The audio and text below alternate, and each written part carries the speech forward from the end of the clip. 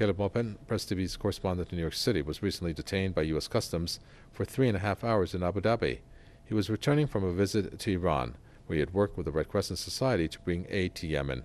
He has filed this report about what happened during his arrest.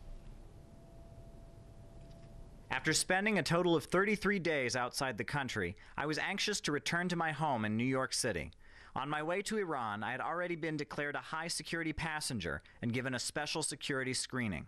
At the Abu Dhabi airport, I intended only to change planes and continue the long journey back to the United States. However, this all changed when I was detained by U.S. Customs for 3.5 hours.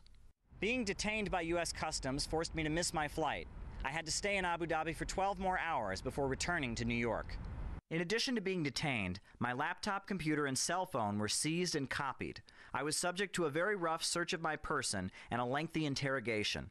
Desiree DeLoach, a leader of the Venceremos Brigade, an organization that defies the U.S. ban on travel to Cuba, says that harsh interrogations are commonly conducted by U.S. Customs officials. So the purpose of these interrogations by U.S. Customs is strictly to intimidate people coming into the United States from specific countries. I've encountered this when I've come back from Cuba. She also added that other than a few mandatory questions, travelers are not legally required to reply to the U.S. Customs officials. So you don't have to answer these questions. You can do one of two things. You can either remain silent, or you can say, on the advice of my attorney, I will not answer that question. U.S. Customs officials seem particularly interested in my work with Press TV, asking many questions after seeing my UN press credentials.